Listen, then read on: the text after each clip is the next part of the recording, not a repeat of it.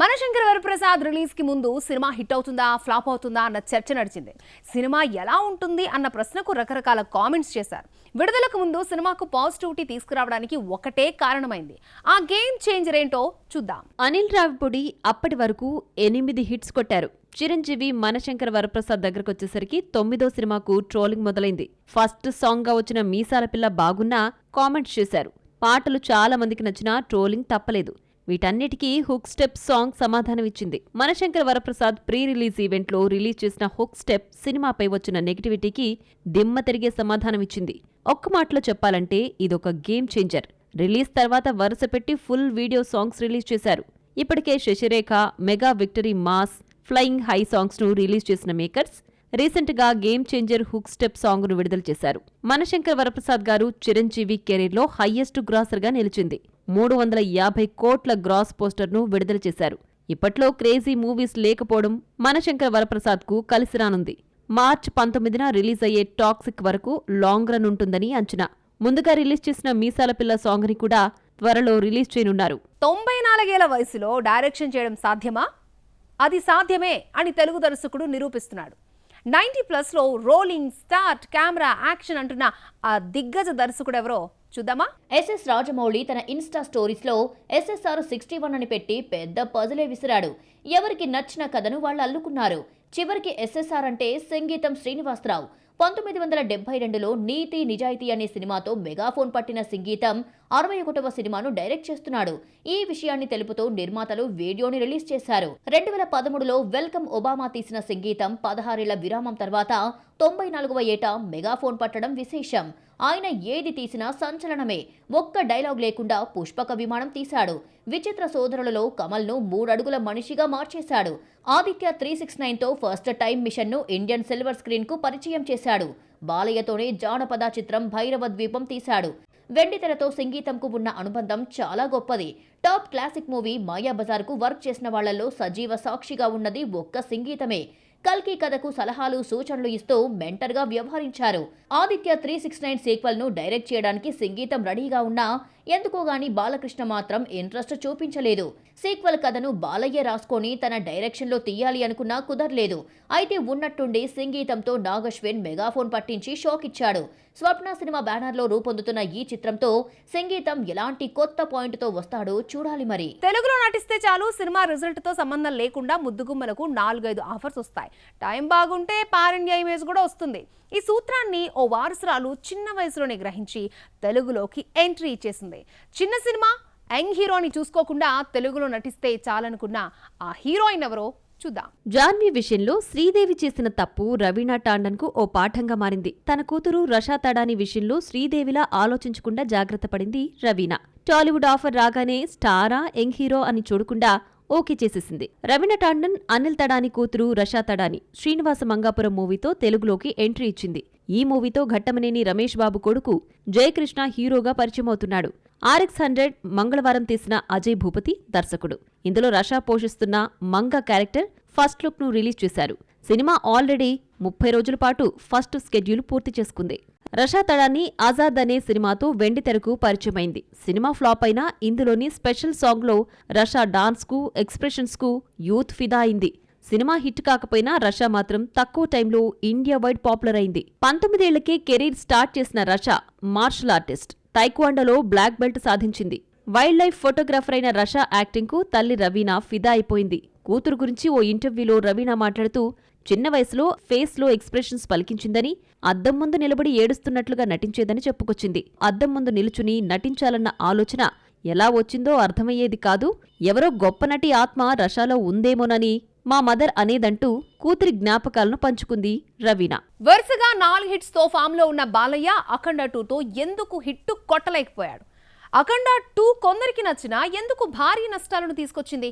బాలకృష్ణ స్వయంకృత అపరాధమే అఖండ 2ను ముంచిందా?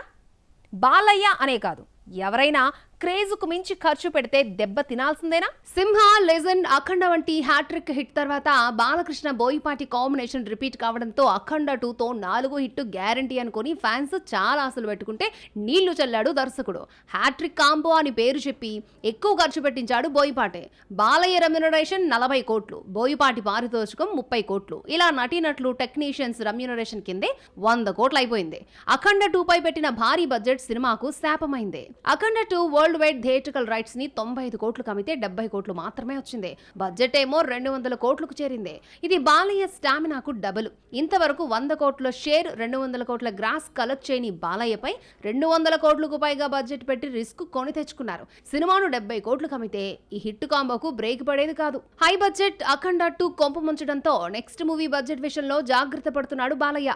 వీరసింహారెడ్డి తీసిన గోపీచంద్ మల్లేనికి మరొక ఛాన్స్ ఇచ్చాడు. పీరియాడికల్ మూవీ కావడం, భారీ సెట్స్, విఎఫ్ఎక్స్, భారీ యాక్షన్ ఎపిసోడ్స్, ఇలా బడ్జెట్ 200 కోట్లు దాటేస్తోందట.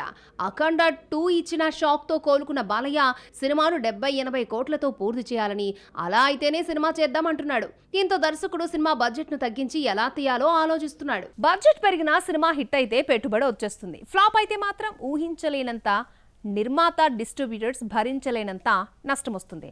దీనికి మరొక ఎగ్జాంపుల్ రాజాసాబ్. సాహో, ఆదిపురుష్, రాధేశ్యామ్ వంటి వరుస ఫ్లాపులతో గతంలో సతమతమైన ప్రభాస్ తక్కువ బడ్జెట్ లో సినిమా తీయాలని రాజాసాబ్ కి గ్రీన్ సిగ్నల్ ఇచ్చాడు. చిన్న సినిమాలతో పెద్ద హిట్లు కొట్టిన అనుభవం ఉండడంతో మారుతిని గుడ్డిగా నమ్మేశారు నిర్మాత.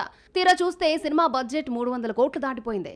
ఏడాదిలో తీయాల్సిన సినిమాను 3 ఏళ్లు తీసేసరికి బడ్జెట్ భరించలేకపోయారు నిర్మాత. రాజాసాబ్ ను ముందుగా అనుకున్నట్టు 150 కోట్లతో తీస్తే తక్కువ రేట్లకు థియేట్రికల్ రైట్స్ అమ్మేవాళ్ళు. పెరిగిన బడ్జెట్ రీత్యా సలార్, కల్కి హిట్ తో ప్రభాస్ ఫామ్ లో ఉండడంతో రాజాసాబ్ ను 200 కోట్లు కమ్మడంతో 120 కోట్లు మాత్రమే వచ్చింది. 80 కోట్ల లాస్తో కాస్ట్ ఫెయిల్యూర్ కు ఎగ్జాంపుల్ గా నిలిచాడు రాజాసాబ్. ఛాన్స్ ఇచ్చిన ప్రతిసారి హై బడ్జెట్ తో నిర్మాతను, డిస్ట్రిబ్యూటర్స్ ను ముంచడం శంకర్ కి అలవాటైపోయింది. ఈ బ్యాడ్ బడ్జెట్ డైరెక్టర్ దెబ్బ తెలుగు నిర్మాత దిల్ రాజుకు తగిలింది. ఆచితూచి అడుగులేసే దిల్ రాజు శంకర్ విషయంలో రాంగ్ స్టెప్ వేసి గేమ్ చేంజర్ తో భారీగా నష్టపోయాడు. గేమ్ చేంజర్ ను 223 కోట్లు కమ్మితే 109 కోట్లు కలెక్ట్ చేసింది. 114 కోట్లు నష్టాలు చూడాల్సి వచ్చింది. సినిమాను 3 ఏళ్లు కాకుండా ఏడాదిలోపే తీసి పాటల కోసం 75 కోట్లు ఖర్చు పెట్టకుండా ఉంటే ప్రాఫిటబుల్ మూవీ అయ్యేది. పాట క్యాచీగా, మెలోడీగా ఉండాలే కానీ ₹1 కోటి సెట్టేసి తీసినా సూపర్ హిట్ అవుతుంది. పాటలను డిఫరెంట్ గా, రిచ్ గా తీస్తాడన్న పేరును శంకర్ నిలబెట్టుకోవాలని చూశాడే కానీ కథని పట్టించుకోలేదు.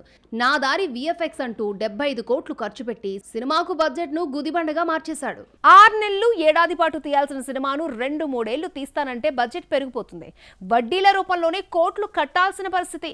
ఆచార్య సినిమా కోసం నిర్మాత 50 కోట్లు వడ్డీనే కట్టాడని చిరంజీవి చెప్పుకొచ్చారు.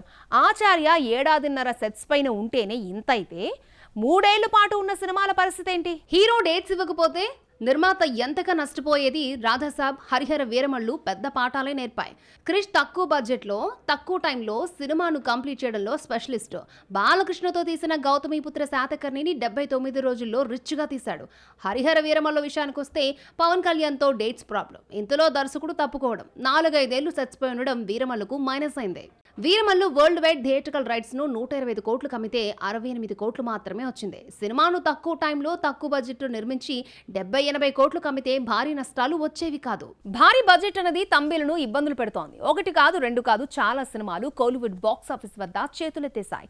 ఇలాంటి చిత్రాలు ఆడియన్స్ కి తలనొప్పిగా మారడంతో నిర్మాతలు కోలుకోలేని దెబ్బతిన్నారు. సినిమాను భారీతనం రక్షించదు. కథ బాగుంటే 2-3 కోట్లతో తీసిన సినిమా 20-30 కోట్లు తెచ్చిపెడుతుంది. కథ లేకుండా ఎన్ని హంగులతో తీసినా ఆడియన్స్ రిజెక్ట్ చేస్తారు. సూర్య నటించిన కంగువపై ఎందుకంత ఖర్చు పెట్టాల్సి వచ్చిందో దర్శకుడు శివకు కూడా తెలుసుండదు. 300 కోట్లకు పైగా పెట్టిన ఖర్చు వృధా అయిపోయింది. సినిమాను 178 కోట్లు కమ్మితే 100 కోట్లు మాత్రమే వచ్చింది. హెచ్చులు, ఆర్భాటాలకు పోయిన తమిళ ఇండస్ట్రీ కొన్నేళ్లుగా భారీ నష్టాలను చూసింది. పొన్నియిన్ సెల్వన్ హిట్ తర్వాత మణిరత్నం కమల్ హాసన్ తో తగ్ లైఫ్ తీశాడు. రెమ్యునరేషన్ కోసం 150 కోట్లు పెడితే మేకింగ్ తో కలిపి బడ్జెట్ 250 కోట్లు దాటింది. థియేట్రికల్ రైట్స్ ను 105 కోట్లు కమ్మితే 48 కోట్లు మాత్రమే వచ్చింది.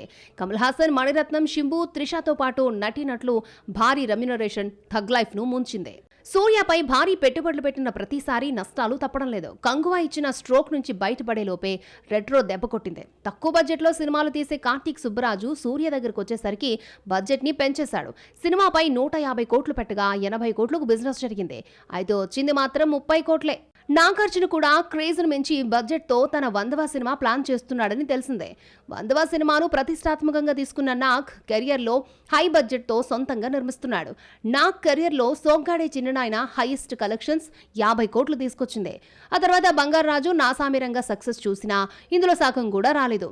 అయితే డేర్ చేసి 100వ సినిమా బడ్జెట్ పెంచేస్తున్నాడు నాగార్జున.